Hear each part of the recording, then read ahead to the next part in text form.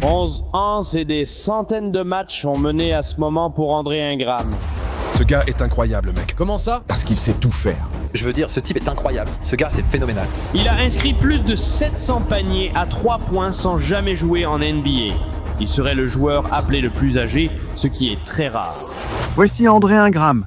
Et le temps d'une soirée, il est devenu une légende de la NBA. Ingram pour la semaine.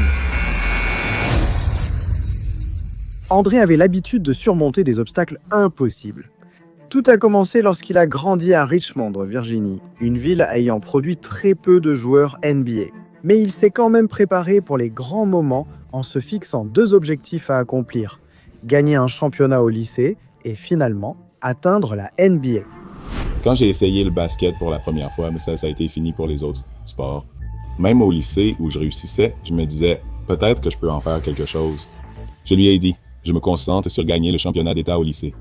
Et c'est exactement ce qu'André a fait. Sortir avec ça entre nos mains, c'est un sentiment indescriptible. Aussi impressionnant qu'ait été pour André de réaliser la première étape de ses objectifs, c'était la partie la plus simple de son parcours. Son chemin vers la NBA allait lui faire traverser les moments les plus difficiles de sa vie. André ayant trop tardé à choisir son université, plus aucune grande école de basket ne voulait de lui. Il a donc dû rejoindre l'université américaine, une école où seul un joueur avait été sélectionné pour la NBA. Mais tout n'était pas si mauvais, car André est vite devenu leur joueur vedette. Il a même marqué l'histoire de l'école en réussissant 8 tirs à 3 points dans un match.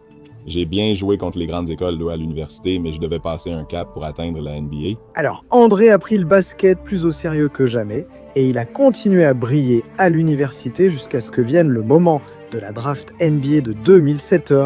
Un par un, les choix sont tombés. Avec le premier choix de la draft NBA 2007, Greg Oden. Avec le deuxième choix, Kevin Durant. Troisième choix, Al Horford. 9e choix, Joakim Noah. Mais le nom d'André n'a jamais été appelé.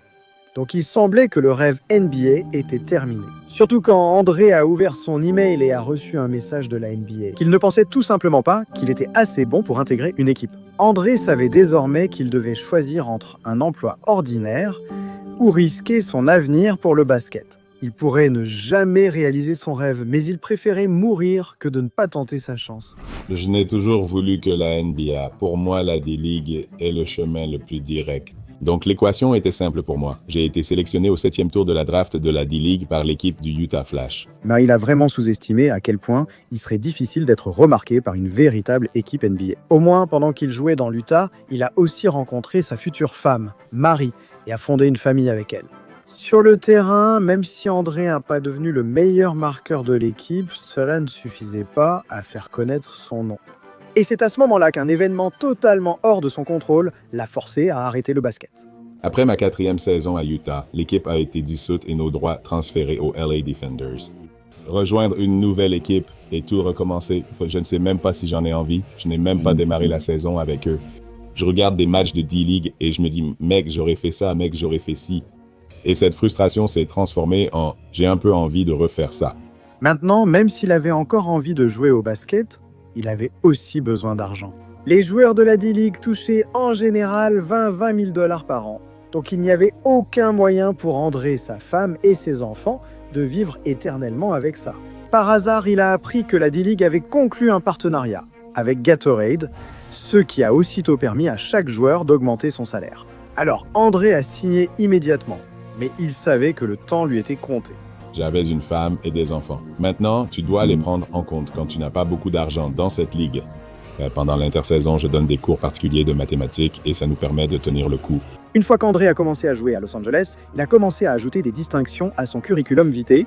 Lors du concours de tir à 3 points de la Ligue, il a réussi 39 tirs sur 50, établissant un record. Lève ce trophée bien haut et Toronto, faites du bruit pour votre champion. Mais même si André entrait un peu dans l'histoire, il gagnait à peine assez d'argent pour mettre de la nourriture sur la table. Alors, sorti de nulle part, il a pris une décision qui a failli ruiner sa vie. 9 ans plus tard, sans résultat, j'ai pensé que ça n'arriverait jamais. J'ai donc accepté une offre d'une équipe australienne. On joue un match presque immédiatement dès que j'arrive là-bas. Tu es dans une bonne situation. Tu es sur le point de gagner plus d'argent que jamais et je n'en profite pas du tout. Je suis resté en Australie environ 10 jours. J'espérais rejoindre la G-League juste après ça, mais j'avais raté la date limite pour les joueurs de retour, donc j'ai dû retourner directement à Richmond. Finalement, André est retourné jouer à Los Angeles, 10 ans après avoir intégré la D-League pour la première fois. Oui, il restait toujours aussi excité les jours de match.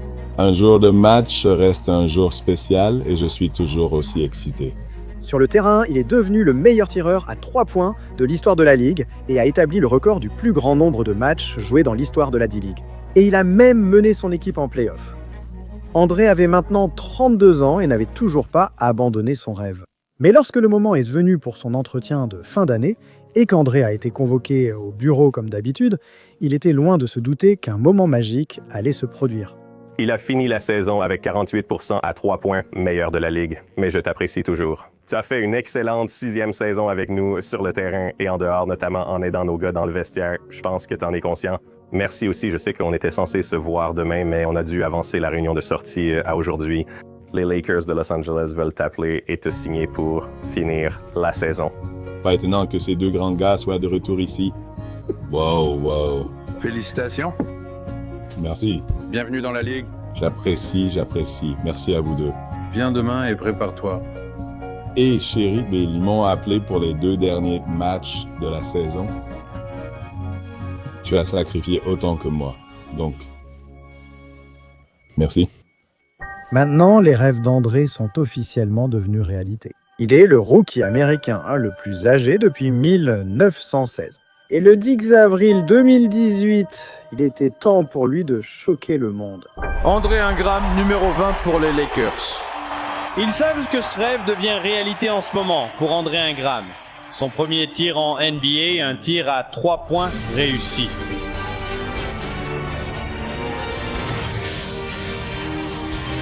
Ingram reste calme. Ingram tente un tir à 2 points. Ingram marque encore à 3 points. Vas-y. Pour ses débuts en NBA, le joueur de 32 ans est en feu au tir. Tu ne t'attendais sûrement pas à ce qu'André Ingram devienne Most Valuable Player. Ses débuts n'étaient-ils pas impressionnants? Oh, très impressionnant. Mec, il a toute la chevelure, les cheveux gris et tout ça. Donc c'est vraiment cool, mec. Donc l'histoire d'André s'est retrouvée partout dans les médias. Toutes les émissions sportives en parlaient, et même des légendes de la NBA, comme LeBron, ont montré leur soutien à André sur Twitter. Mon frère et ma nièce étaient ceux qui me disaient « Hey, tu n'as aucune idée de l'ampleur de ton histoire, elle est partout, d'autres joueurs NBA en parlent. » Kobe, tu sais, vraiment, tu vois, tu sais. Alors il a été invité à un match des Dodgers pour être honoré devant tout le stade. Les fans applaudissons André Ingram. Et comme le parcours d'André semblait tout droit sorti d'un scénario, Kobe Bryant, qui à l'époque commençait à gagner des prix pour la réalisation de films, prévoyait de faire de l'histoire d'André son prochain grand film.